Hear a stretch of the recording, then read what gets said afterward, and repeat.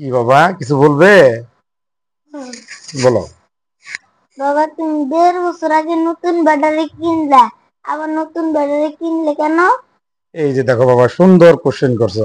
ও হয়তো কিন্তু আমার কত টাকা জরিমানা গেল, কি হলো, সম্পূর্ণ আমাদের অসাবধানতার কারণে।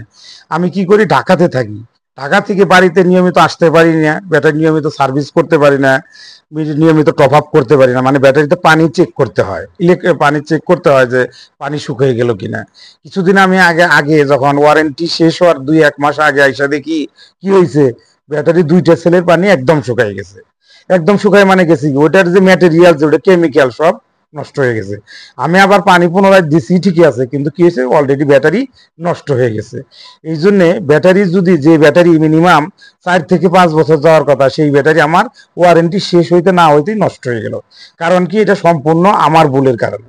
আমি যেহেতু ঢাকা থেকে আসতে পারি নাই, নিয়মিত সার্ভিস করতে পারি নাই, নিয়মিত পানি করতে পারি নাই, নিয়মিত কোনো অথরাইজ কোম্পানি তাদের দ্বারা আমি কন্ট্যাক্ট সার্ভিস করি নাই, যে কারণে কি হয়েছে, আমার ব্যাটারির পানি কি হয়েছে, শুকিয়ে গেছে।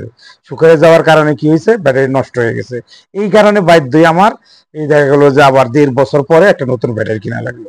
এই জন্য সবাইকে বলি যে ব্যাটারি বা আইপিএস একটি সার্ভিসেবল প্রোডাক্ট। আপনারা কি করবেন, এইগুলো নিয়মিত সার্ভিস করবেন। আপনারা যদি সময় না পান, যারা কোম্পানি আছে যাদের কাছ থেকে আপনি আইপিএসটা কিনলেন, যা বিশেষ করে রহিম আফরোজ বাংলাদেশ নাম্বার 1 ব্র্যান্ড, তাদের কাছ থেকে আপনার সার্ভিসটা নেওয়ার চেষ্টা করবেন। সার্ভিস নিলে কি হবে, আপনার ব্যাটারির আইপিএস এর আয়ুকাল বেড়ে যাবে। সার্ভিস ছাড়া কোনোদিনও এই সার্ভিসেবল প্রোডাক্ট থেকে ভালো কিছু আশা করা যায় না। ধন্যবাদ। আসসালামু আলাইকুম। ঠিক আছে বাবা, থ্যাংক ইউ।